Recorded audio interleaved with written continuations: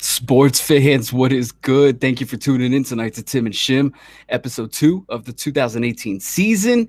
Feels good to be back again tonight. We got some good things to discuss with you folks tonight.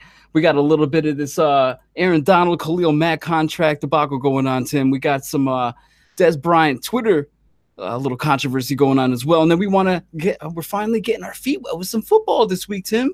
August 2nd, we got the Hall of Fame game coming up. And then our very special segment of Take It or Leave It. We're going to be covering the AFC South tonight. So, Tim, what's going on, baby? How you feeling? I'm feeling good. Really emotional, Shim. We're going to be talking about my man DEZ Bryant.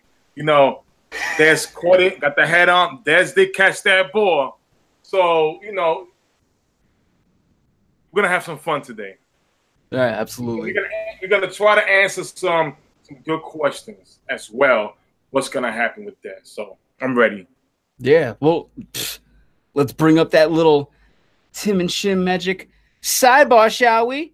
Shapow! Here we go, baby. Let's get right into it. The DEZ Bryant situation. Now, actually, I have a little better, since we're going to bring up DEZ Bryant right now, I do have a little cutscene for you folks. I did actually copy and paste the little Twitter, or the tweets, I shall say, over to my little OBS over here, so we can actually sit here and read some of these tweets from DEZ Bryant himself. This first one at the very top over here is in response to Jerry stating that it was tough last year with DEZ in Dak's ear.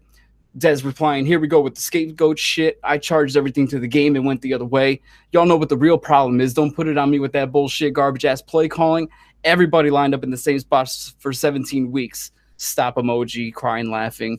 And then this was in response to a Twitter user in the second tweet here, a Twitter user stating that Stephen Jones was clueless in the play calling and has been suspect. And Bryant, he's not clueless. Jerry was the only one who was clueless. Shit was a plan to get me out. Ask Travis and my brother Snake Lee. Oh, I mean Sean Lee. And this last one that I have up as an example of his little tirade that he was going on was continued on Sean Lee. DEZ says, "Yeah, he's supposed to have been my brother. We laughed, talked about my goals and stuff. He sat right across from me in the locker room. Never thought we had a problem. I got cut. He was the first to know. I find out he was also behind it. Damn." So, Tim, a lot of people are wondering, is this hurting himself in the free agency race? Is he going to end up on a team in 2018? You being the Cowboy fan, I want to hear your thoughts first before I go. You know what, Shim? Oh, here we go. Are those blue light glasses? Yes. These are blue light glasses. Oh, I get it. The blue light kills you during the day, losing sleep at night over DEZ. I understand. Too much to read, Shim. Too much to read. I'm going to say this, Shim. Listen, Cowboy Nation, I'm a big Cowboys fan. I'm a big DEZ Bryant fan. But I'm going to have to say no. I believe he will not be on an NFL roster this season at all. It's hard for me to say this because he's one of my favorite Cowboy players all time. But if you look at history, what the type of player DEZ Bryant is, and I'm not saying troublemaker, I'm saying more outspoken, somebody that's easily to get riled up by the media. Guys like Terrell Owens, Chad Ochocinco, DEZ Bryant falls in that line. Not a troublemaker off the field, but something that can lead to distraction, especially when you're losing. You know, I didn't get no catches today. I was open, X, Y, and Z. Okay, and this to me, the reason why I'm saying this is because right after being released by the Cowboys, right away, the media attacked him for an interview. You're throwing guys under the bus. You're already claiming NFL teams already, like the New York Giants. And the following day, the Giants said we want no part of him. So, you know, DEZ is feeding the monster, the media, but at the same time, you're embarrassing yourself. Instead of him walking away, test the market out. Let me do a DeMarcus Webb, go somewhere where I could win. You were just set on revenge against the Cowboys because they released you. And it's a business. And like I tell any other fan, the Cowboys did not do DEZ Bryant wrong. when he was released, if you are a star player that every team's going to want, they're going to jump at you regardless of what week it is. Only 3 wide receivers were signed within that first 2 weeks of free agency.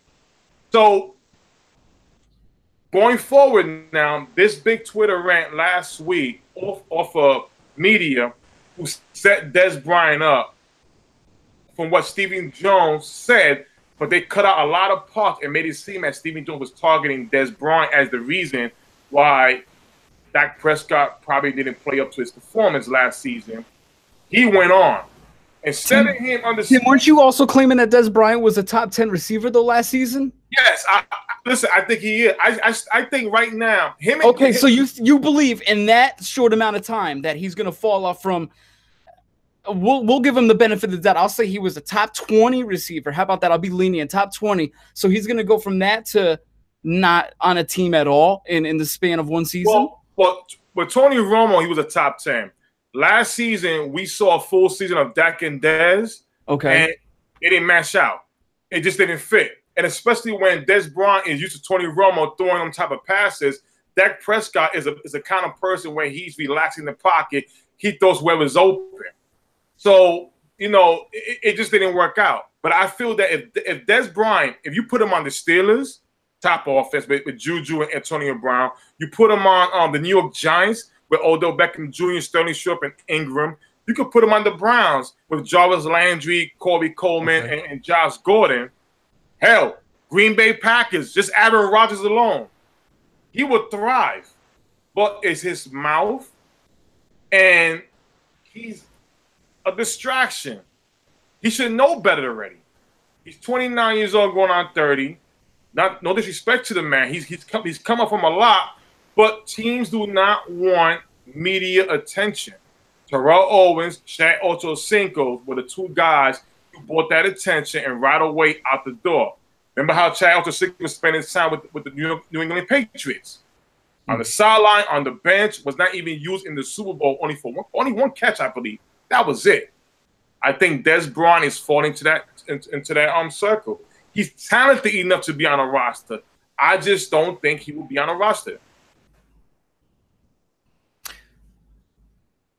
I'm going to have to thank you for Victor G and Quincy Wells tuning in. Thank you for your comments. Victor G believes he will be signed. Quincy tuning in saying Brian's problem is he's not fundamentally sound. As he gets older, he has to become a possession receiver. It's funny you say the possession receiver aspect because I believe Dez to be of that skill set. He's more going to be that 10-yard in or out dig route and, trying to move the chains. He's not going to be he can still be that end zone receiver too as well, to go up and get a receiver that we've all known Dez to be. But at the same time, he is losing that little bit of the separation that he has. And I think a lot of teams are, obviously they want to go younger. They're always looking at the rooks and who in their second, third years can be the big game changers. And with Dez, I understand the tweets and how people are going to look at that as one, a distraction, or two, please, Dez, just get off Twitter. It's not helping you whatsoever. You're always going to have 2 sides of the pillar, though, inside the workforce. You're going to have your Sean Lees, and then you're going to have your Antonio Browns. Sean Lee being that general type where I don't know if he came from a military type family, but that's where I can understand where he's coming from in the discipline aspect. Dez, you should have been, more of you should have kind of like, I don't know what his exact quote was, but he said you should have, stepped up more in his role. More accountable to your actions. Should have been more of a leader, right, and less of a distraction, I guess, on the sidelines. Yeah. I can understand where Sean Lee is coming from. He's by the books, follow the whistle, toes on the line type of guy, play football hard, go home and, treat your family right, shut up and do your job type of thing. Then you have your Antonio Browns where it's like, hey, baby, you can ball out and let it be known how you feel. Express yourself. This is football. Yeah, because you play sport doesn't mean you got to stick to just sports. You're always going to have those 2 sides of the pillar. And I kind of see in between that. I kind of say it's like, Dez, you're not helping yourself with these Twitter rants right now. It's not like I dislike you, Dez, for doing this shit. I can understand where you're coming from. But at the same time, is it really going to help you in the end? No, it's not. Just keep it to yourself or vent to somebody close or, whatever, however you deal with stress or trying to get rid of whatever anxiety you might have. Just keep it off Twitter. The public doesn't need to see you stressing about your emotions. And that's why people eat up at KD in the basketball scene, because they know shit gets to him. And if they know shit gets to Dez, they're gonna treat him in the same exact manner. But overall, I don't think this really hampers Dez from signing with the team in the 2018 season. I think right now it's just camp has started. We haven't really seen any big time injuries with receivers at all. We also haven't really seen any coaches get fed up with whatever camp bodies they have there to say, all right, we need to get this. We need to get a receiver in our organization because this is pretty bad right now. So I think it's just a matter of time. And I think in Dez's position as a veteran, he gets to enjoy this little bit of a vacation. It's like, hey, shit, I'm in what, my 8th, 9th year right now is he going into? And I'm just going to be able to soak this up without a training camp for the or doing mini camps and all the OTAs, get a little bit of a free vacation for the summer, sign with the team, and try to prove yourself in that 1-year deal.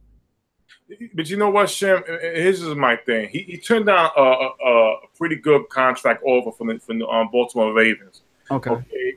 It shows that you're being very picky. Yeah. Okay. I see that. Again, if I'm a coach, I mean, if I'm a GM, I want you to have the mindset that you're joining my NFL roster, my team, because you want the ultimate goal to win a championship, or at least have a chance to be in the tournament for the championship. I don't want for you to come here because you want to. I have to be on the schedule to play the Dallas Cowboys. That's you can't have that. And the minute the Dallas Cowboys released Dez Bryant, you had an interview with NFL Network. You didn't give yourself 10 minutes to really think and relax yourself.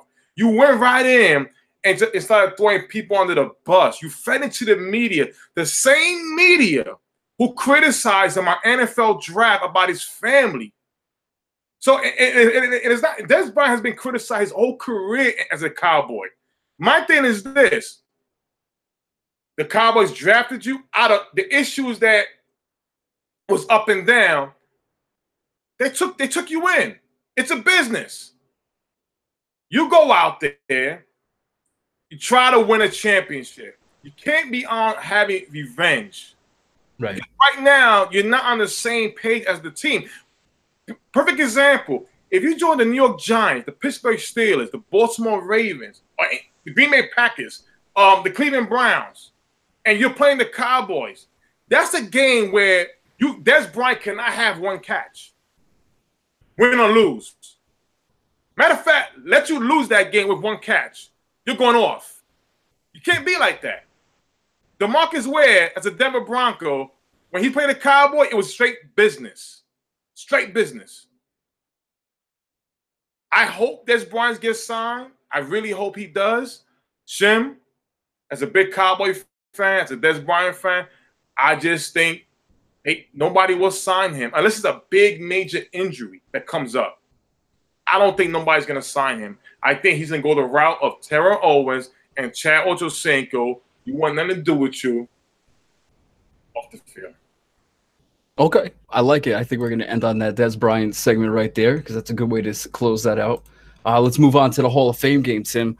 3 people I just wanted to kind of pick out of this, coming up. Finally, football's coming. Get to experience some actual downs and some plays. It's more of a glorified scrimmage, but hey, it satisfies me for the meantime until we get to early September. So for the Bears and the Ravens are going to be playing each other for the Hall of Fame game on Thursday night. There's 3 Bears, 3 Ravens that I picked out specifically that I'm going to be paying attention for, just to get a little glimpse of, maybe a little sneak peek of how their potential is going. But for the Bears, I picked out the quarterback, Mitch Trubisky. I don't know if he's going to be playing. Hopefully he is, because we've been hearing a lot in camp about his streaky interceptions still keeping up. But then we hear, from Matt Nagy that, oh, he's been great. He's on the up and he's excelling. So always getting the seesaw balance or the teeter-totter, news from out of camp with coaches. But Adam Shaheen, the tight end with Chicago, was another one that I'm actually interested in, because right now Chicago, they received Trey Burton over from Philadelphia in that undrafted free agency, and then they had Deion Sims, I believe, from Miami. I'm not sure what year they actually picked him up from, but 3 tight ends right now on the roster, and Shaheen was their man that they drafted a year ago. hoping to, have that big body tight end. I think he's 6'4" from Ashland, and he was really being hyped up early on in camp before. And now that he's got a full offseason under his belt, I want to see who's going to be able to take over that starting tight end role over there, if it's going to be Shane, Burton, or Sims. And then the wide receiver. We've been waiting to see this guy make some noise for a little bit in Chicago. Is Kevin White.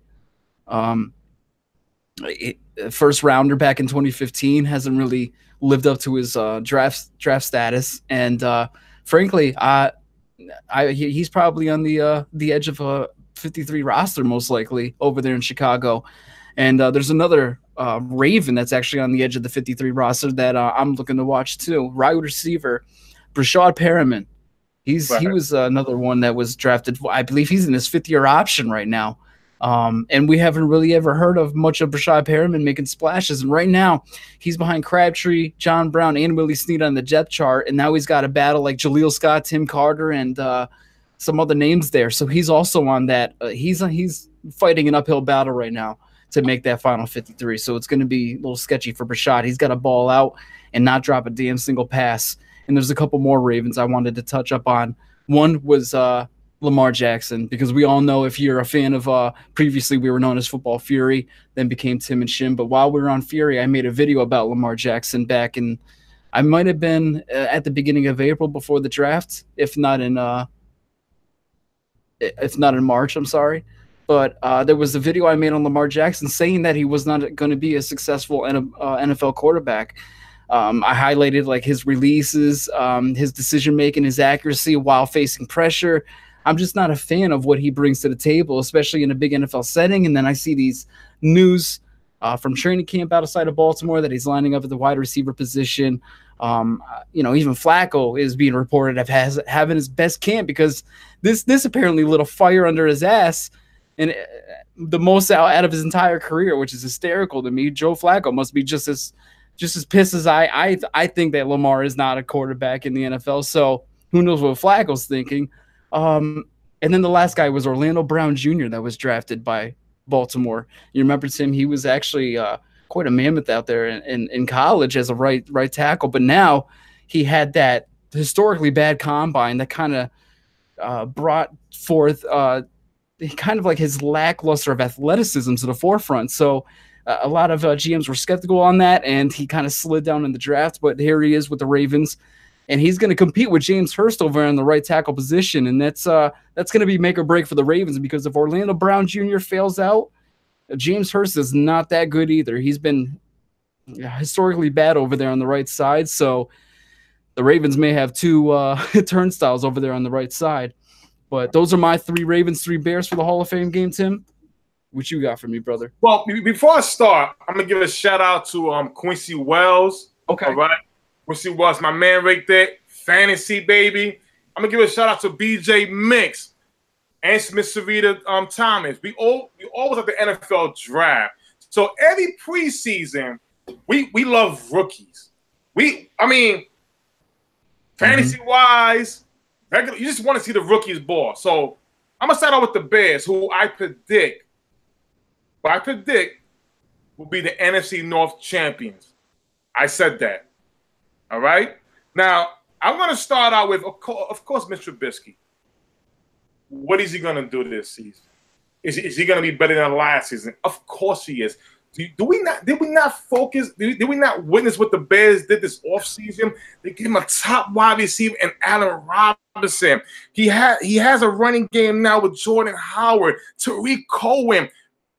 How about rookie Roquan Smith out of Georgia, Shim? How about him with Leonard Floyd and that linebacking corps? That's strong. That is so strong. My surprise fantasy guy, a guy who's lighting up camp in Chicago, Kevin White. Listen, I hope you're watching Tim and Shim. This is the message. If you don't step up your game, this rookie wide receiver, Anthony Miller from Memphis, is taking your job. Ooh. I had to preach to the choir with that one. I'm going to go to Baltimore. Now, yes, there was rookie like Hayden Hurst over there.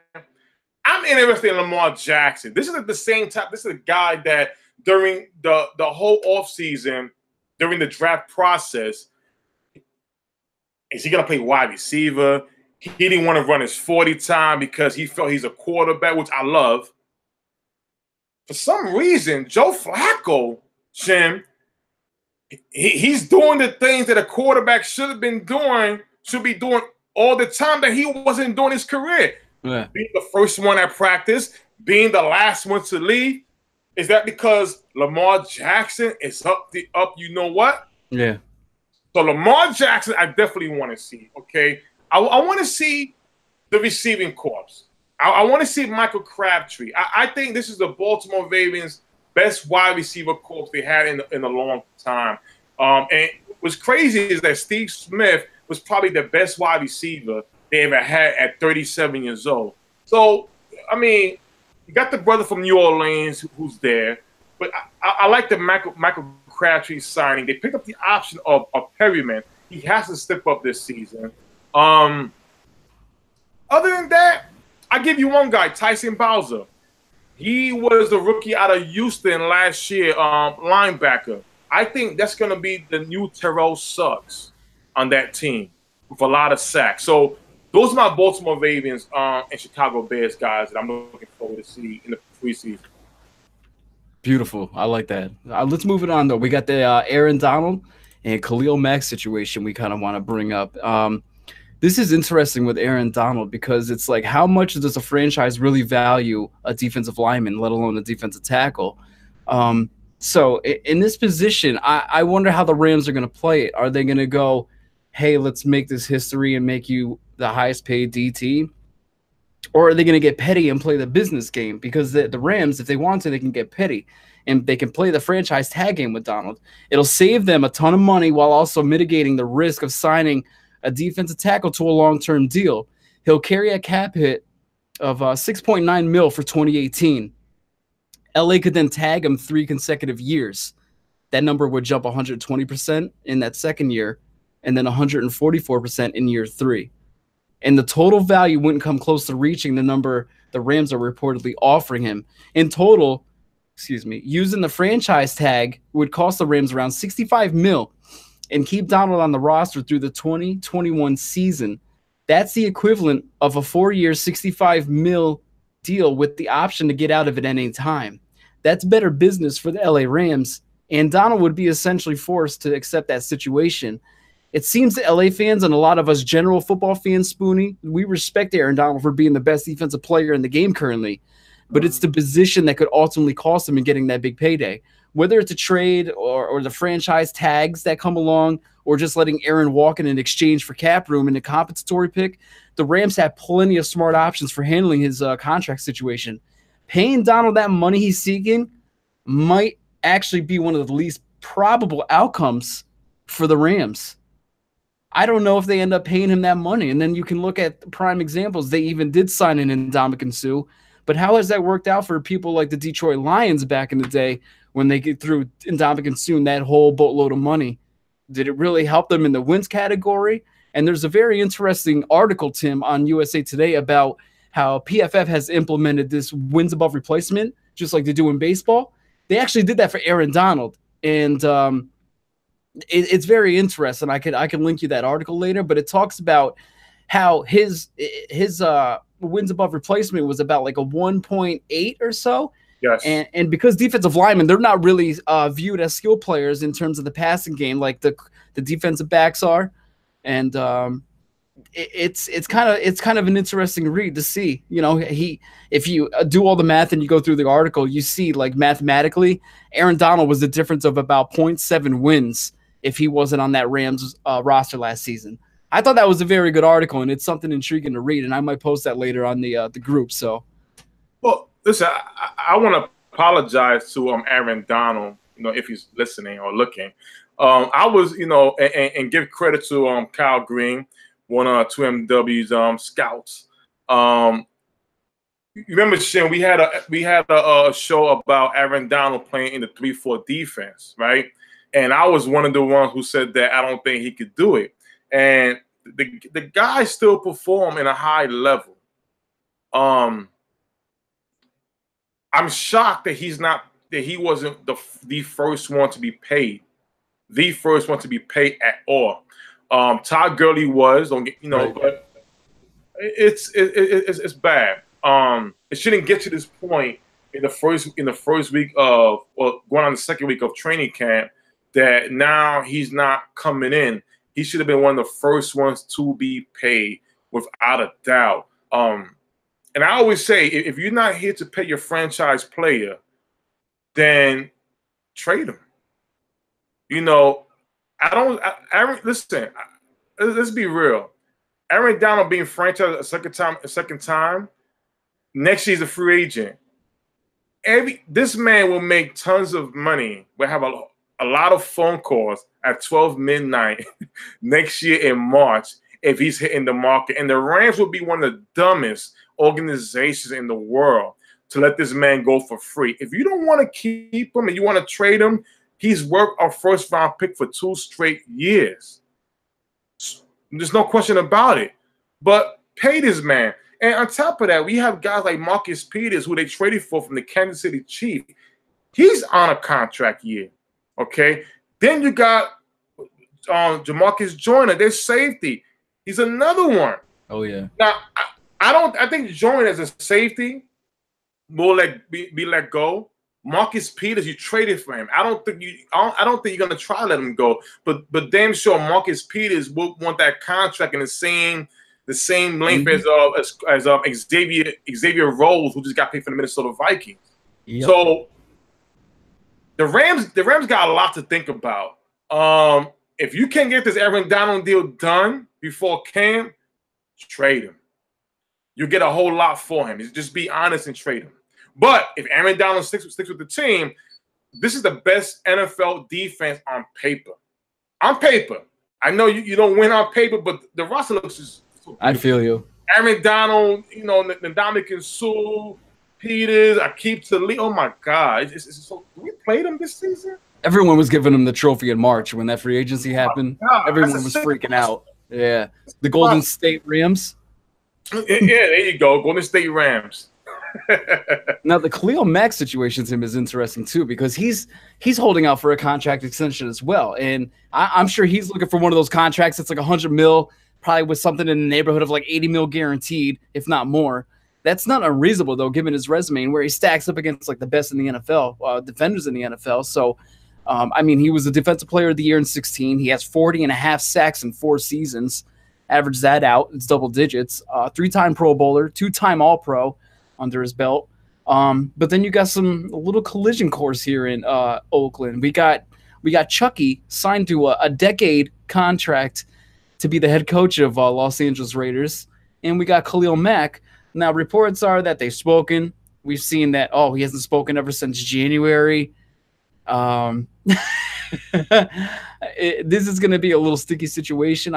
Bruce Irvin is taking over the first team reps there for Khalil Mack, it looks like. And, honestly, this is going to be more interesting to me, I think, than the Aaron Donald situation. To me, Aaron Donald was more of just a disrespect kind of thing. Like you said, bringing in all these players, paying them first rather than your own drafted player in 2014. He's supposed to be your franchise boy, and he wants to be a career-long Ram.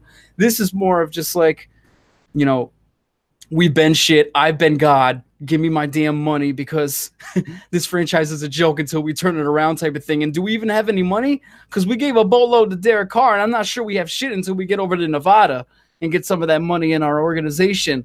This is going to be more interesting to me because we have kind of a head coach and player clash here.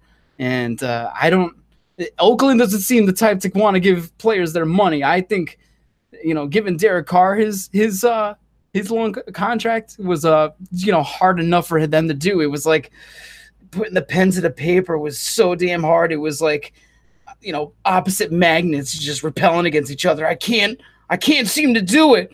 It just won't go down. I can't make that mark.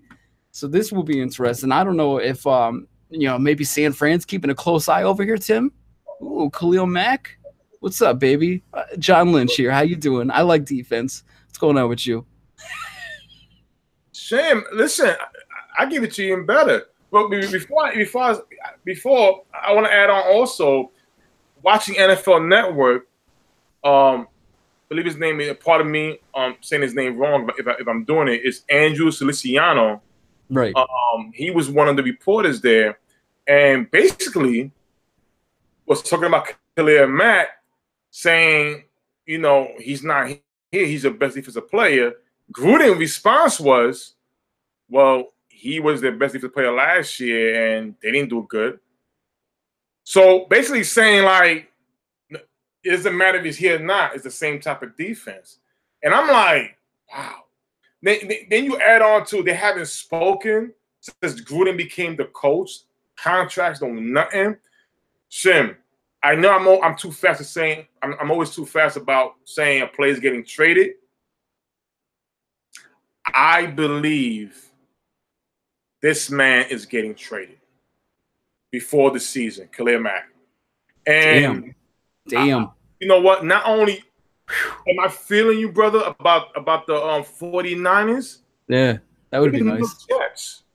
Remember, the 49ers and the New York Jets got the most cap space right now in free agency. They both got 20 mil apiece. They're not having that money to give it out, or just they ain't nobody on the roster to really resign that you have to resign.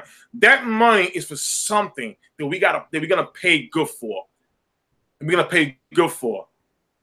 Maybe the New York Giants. Hey, Shim, I don't want you to break nothing.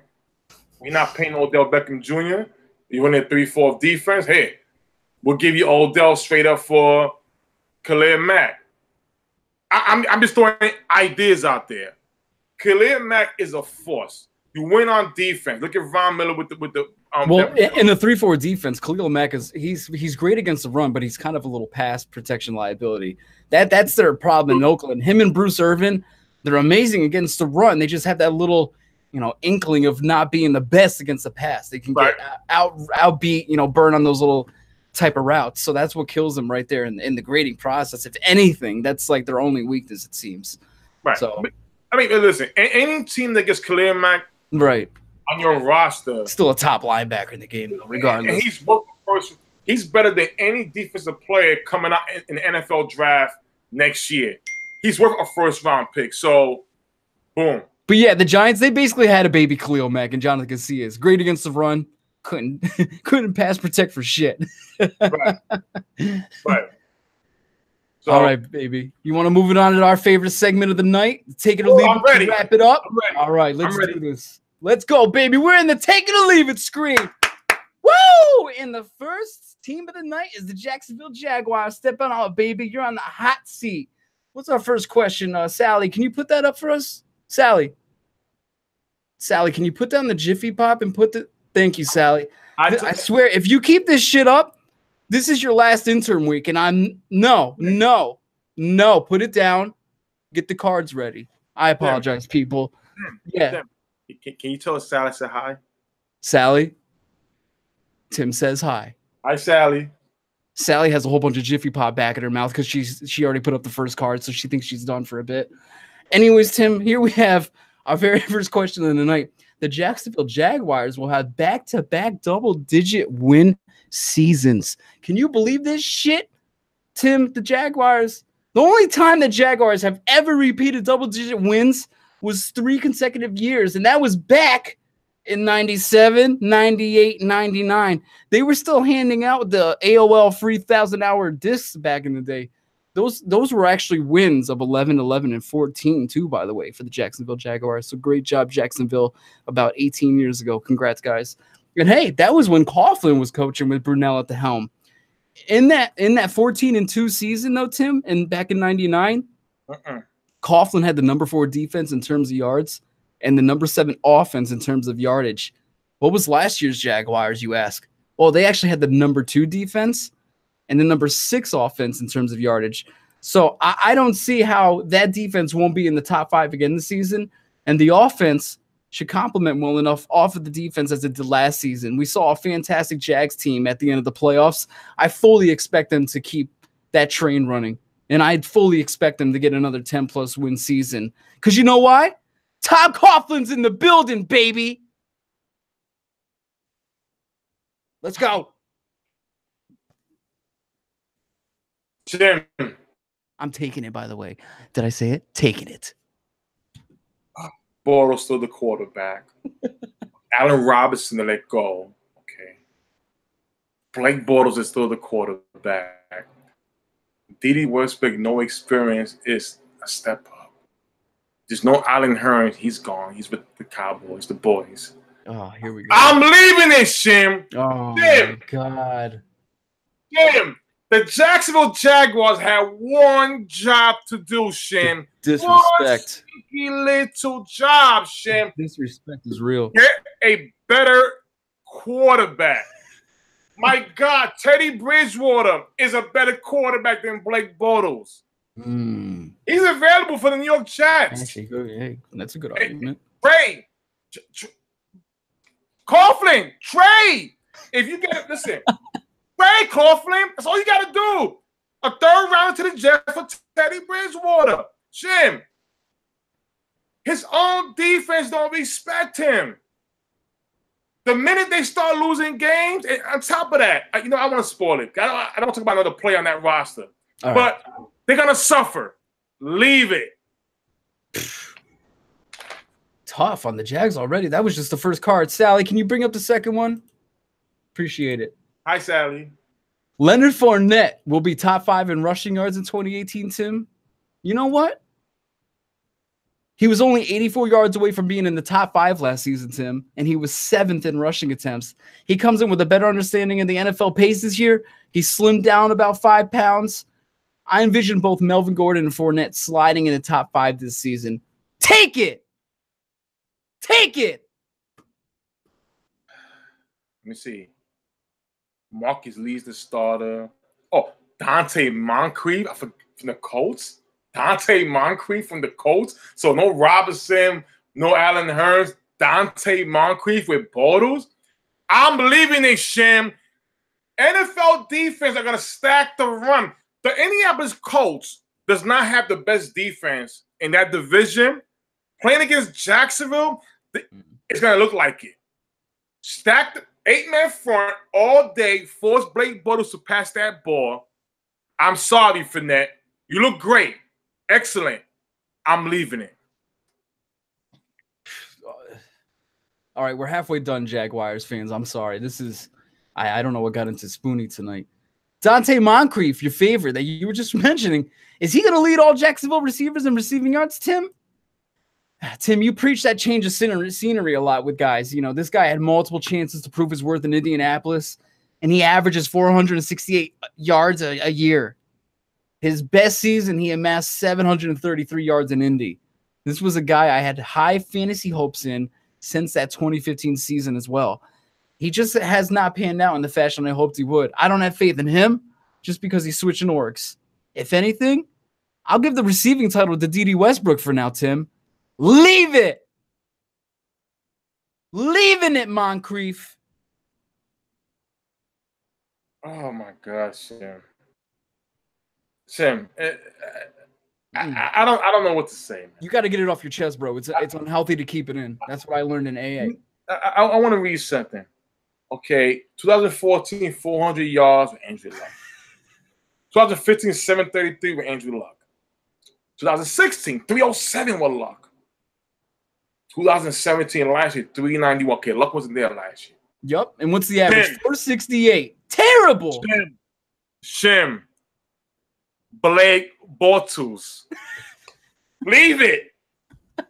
Leave it. Blake I'm sorry, Dante. Sorry, Dante. Leave it. Tim, speaking of Blake Bortles, though, is this going to be the last year Blake Bortles will be with Jacksonville? You know, compared to the rest of the league's quarterback starters, Bortles, his contract is kind of pretty friendly for Jacksonville. His yearly cash is around $18 million, and that puts him on par with Case Keenum in terms of salary and a little more than Dalton. Although I will argue that Case Keenum is probably twice the quarterback that Blake Bortles is. But he's also 22nd overall via Spot Rack in terms of guaranteed money against quarterbacks. So that's not too shabby, you know, for a quarterback who's looking to maintain just like a 60 complete percentage from last year. And, you know, he's done a better job of minimizing his interceptions the past 3 seasons. And Jax, they seem to understand that the team, you know, they understand that they have a ground and pound team, and the defense is oriented around that. And this is where Bortles will be the game manager, a la Brad Johnson or Trent Dilfer. And I think Jacksonville management understands that, and that's all they're looking to get out of the guy. And his money kind of speaks about around those volumes. So his attempts have gone down, and it seems to have improved his accuracy overall, which is kind of funny. But will this be last year with it? No, I'm going to leave it. I think he actually survives in Jacksonville. I'm leaving it. He remains a quarterback for at least another 2 years. Maybe until he hits that option in his contract. We'll see. Nick Foles going to be a free agent next year. Okay. Rod Taylor on a 1-year deal. Nick Foles. If he does his thing with the Browns, I can see Tyrod a free agent and Baker Mayfield start next year. Okay. Josh McCown will be 39 years old. Sam Darnold will be the starting quarterback for the Jets next season. Sam Darnold. Okay. McCown, that's right. Teddy Bridgewater's a free agent too next year. Shim, I'm taking it. This is Bortles' last season. Hell. Ooh. Hey, shout out to my boy Quincy Wells. If Eli Manning is being released next season from the New York Giants, contract is normal business. If he's let go, Tom Coughlin will scoop him up and kick Bortles way out there. Last season as a Jacksonville Jaguar, they're going to fail. The defense doesn't respect him. He is no good. Sorry. Damn. At least the Jaguars segment's over, so the brutality can hopefully stop. We're going to move it on to the Titans. And Sal, thank you, Sally. You're actually kind of quick on that one. I'm surprised. Hi, Marcus Sally. Mariota, he's going to pass for over 3,500 yards, Tim. Take it or leave it. The past 2 seasons, it seems to be maxing out around with Mariota, the 450 pass attempt mark. You know, I can't imagine that really growing into the 500s this season out of the blue. They didn't really have any drastic changes to the offense. And the addition of Deion Lewis will help immensely to complement the passing game for Mariota. I believe it'll open more channels for him than previously having Murray alongside Henry in the backfield. There was no versatility in the backfield to previously worry about. But you add on Deion Lewis in the mix, and now that's, you know, as an opposing defense, you have to stay on your toes a bit more. A little bit more versatility back there in the passing game. But does it break 3,500 this year? Take it, Tim. Yes, he does. He actually breaks 3,500 passing yards this year. Let's go, Mariota. Jim, I love this roster. I mean, you got Rashard Matthew, a stud in that slot. Corey Davis, rookie last year. I think he's gonna come pretty strong this year. Taylor Lewan. You got your tight end and Jonnu Smith, Delaney Walker, who just been re-signed for 2 more years. Derrick Henry now will be running that rock. Deion Lewis from the Patriots, and we have a Patriot coach in Vabrell, right? Michael Vabrell from the staff. First year as a head coach over there. Shim, I believe with Mariota's offense that he has, the defense, his athletic ability, I'm taking it, Shim. I can see him reach 4,000, over a little bit over 4,000. I think Mariota will have a great year, and this is his contract year as well. So I'm taking it's a big ass prediction because I don't think he's broken over 3,500 yet. No, he hasn't. Close. That'll be something. 32, 33. All right, baby. Let's get to the next one. Derrick Henry is going to break 1,000 rushing yards. Again, Henry, he's got the compliments of Deion Lewis in the backfield, and having a pass-catching running back opens up a lot of avenues for any offense. Look at offenses such as the Patriots when Brady had Shane Vereen. Look at Joe Flacco or Phillip Rivers when they have Danny Woodhead. Big Ben when he has Le'Veon Bell. Drew Brees when he has Kamara. Alex Smith has Kareem Hunt. Even Carson Palmer with David Johnson. They're a quarterback's best friend, and it's going to ultimately take away from Henry's workload a tad. It's awesome to see a 6'3", 250-pound running back, but he doesn't have the skill set to garner the 200-plus attempts it would really take to garner the 1,000 rushing yards, in my opinion, Tim. I'm leaving it. I'm sorry, Derek, but you're just not a 1,000-yard guy. You're just a smash-mouth guy. 2 words. Brandon Jacobs. Yeah. Essentially, yeah. He's playing in a division that he will see 2 times a year: Jacksonville, of course, the Colts and the Houston Texans. The Texans and the Jacksonville Jaguars have stellar, very good defense. Derrick Henry, in my opinion, is too big to get 1,000 yards. Unfortunately, guys his size, we've seen how they last long in the NFL, not too long. Right. And now that he's taking a full load without DeMarco Murray there, I just can't buy it. I don't see it. I can see maybe like 700, 800 around there. That's but how I feel, yeah. If he gets 1,000, just barely, like a little bit over, like 1,002, something like that. But I'm leaving it. He would not be 1,000 yards. Corey Davis will be the receiving yards leader in Tennessee. Take it or leave it. Tim, I'm taking this one. It's his time to step up as the #1 receiver. We saw Rashard Matthews' targets dip from 108 down to 87 last season with the addition of Davis in the mix, and Taywan Taylor's also in the mix, but he only started 4 games, had 28 targets for 16 receptions, but he'll be the up-and-coming sidekick on the Titans offense. He was drafted the same year as Corey Davis, so he's still young. Tajay Sharp also had 83 targets in 16, but he missed all of last year. And he had an alarming 49.4 catch percentage in 16. You know, just picking up 41 catches on 83 targets. That's a little concerning. So he might be on the bubble in there.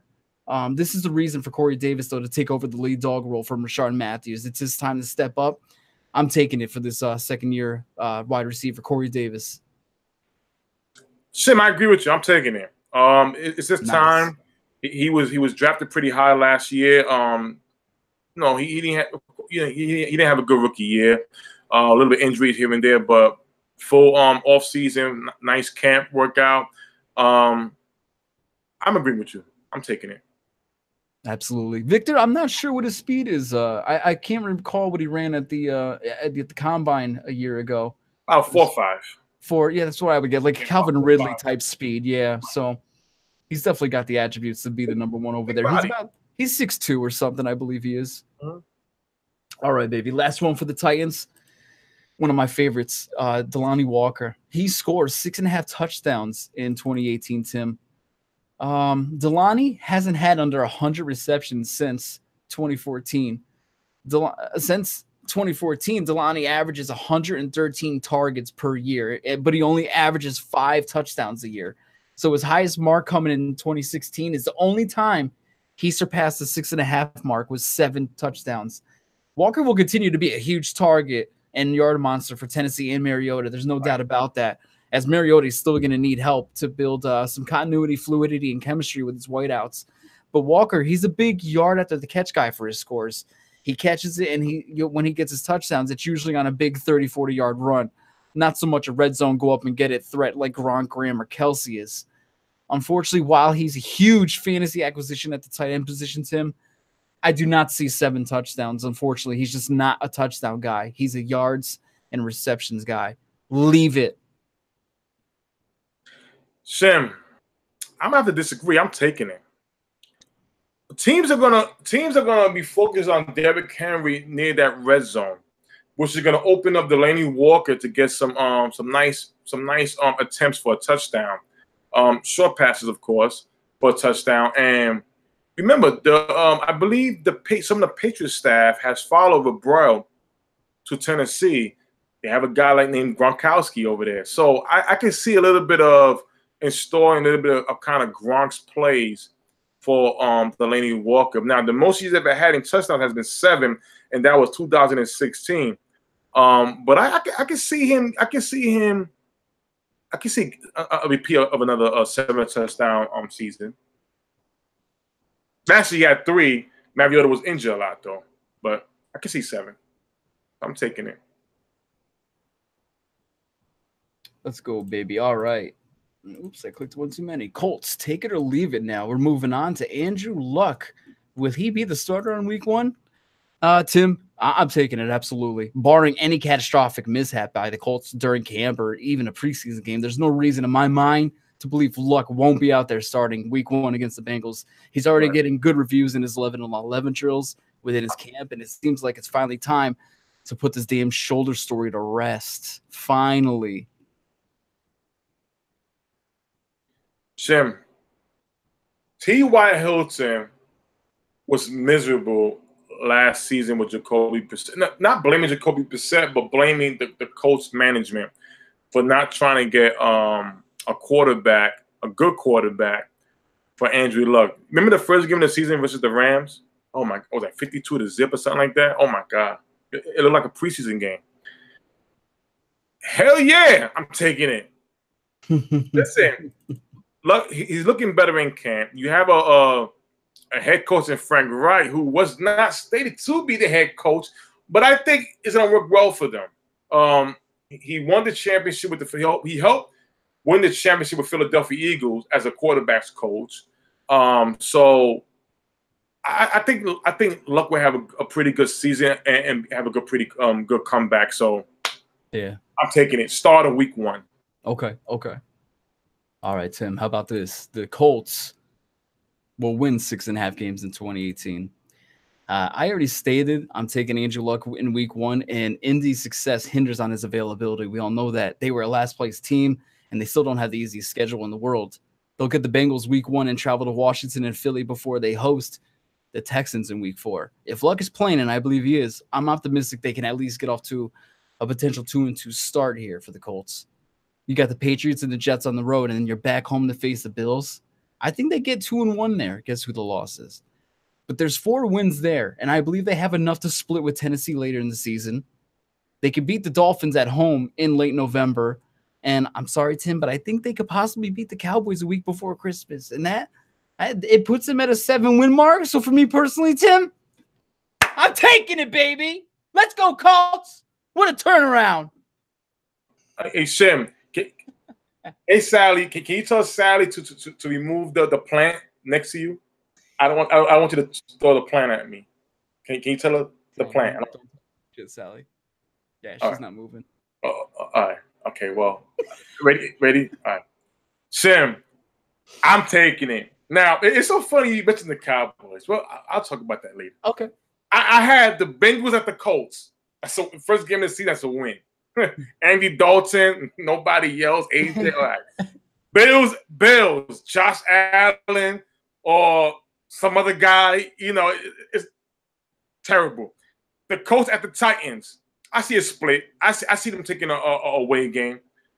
The Colts at the Redskins. Yeah, I see that. Jacksonville at the Colts. Blake Bortles is starting probably that game. Of course. Dolphins at the Colts.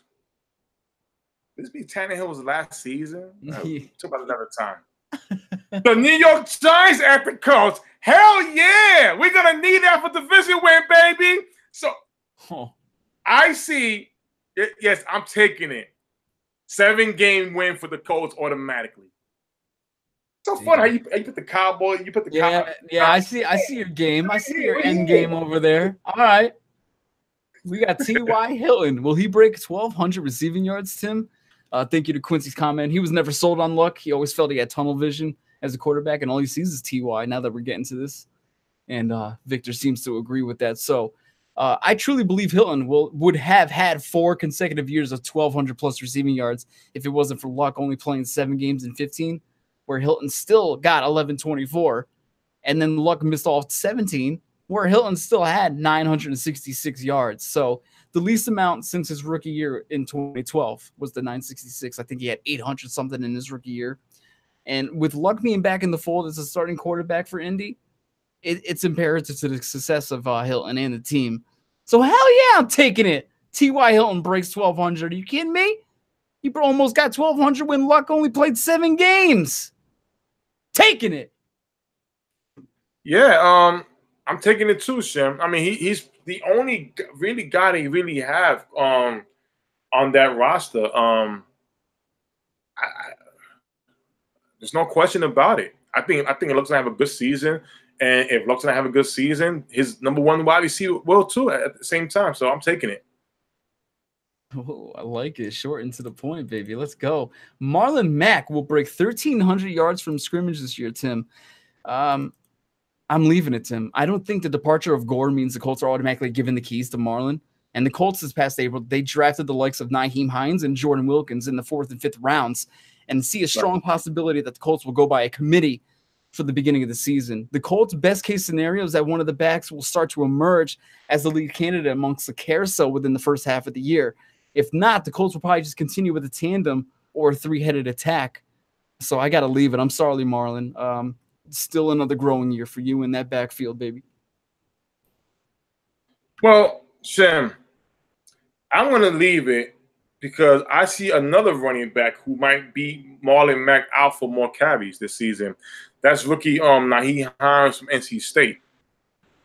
I think he's going to come out and in the preseason and go off a little bit. And I think you're going to have Coach Frank Reich be like, you know what? I may have to put you in with more carry. This kid, Nyheim Hines from NC State, it's the truth. So, yeah, I know you were big on Hines, weren't you? Coming out. All right, baby. We're gonna move it on to the last team in the AFC South. We got the Houston Texans. Take it or leave it's coming up here. First one up. Deshaun Watson will win Comeback Player of the Year award in 2018. Damn, this kid was very exciting last season, Tim. After having a shaky opener, he delivered big play after big play. He even led the NFL last season with 11 touchdown passes off of play action, which is nuts, playing only half a year. And he was looking real promising as a rookie and was on his way to right under a 4,000-yard season as a rookie. So might have even eclipsed that had he stayed healthy. But at this time, there's some other prime candidates who I think may have the upper hand on Watson and getting the look. One of his own in his position is Aaron Rodgers. And then you got another being on his own team in J.J. Watt, who I personally believe, I've stated it before on the show, I believe we're going to be talking about J.J. Watt being the best defensive player in football again after all is said and done this season. He's injury-free. We forget how quick, how amazing of a season he had that in 14 or 15 it was before his injuries kind of hampered him. Unguardable. It was amazing. But the other candidates would also be like Odell and David Johnson. I think, there's at least 3 of those players over Deshaun Watson that probably have a little bit more of a chance to probably snatch that award from him. So I'm going to leave it. It's going to be pretty hard to, beat out those 5 or 4 of the candidates. It's going to be tough. Listen, Deshaun Watson had a great rookie year last year before the injury. And you just saw the team when it went just down the drain. He was so important to that team. Hopkins finally had a quarterback, and Hopkins was oh my God, he was the best wide receiver last season for those games that Deshaun Watson was available. But then, like you say, you got Andrew Luck, you got Odell Beckham Jr., J.J. Watt. Hey, listen, Josh Gordon.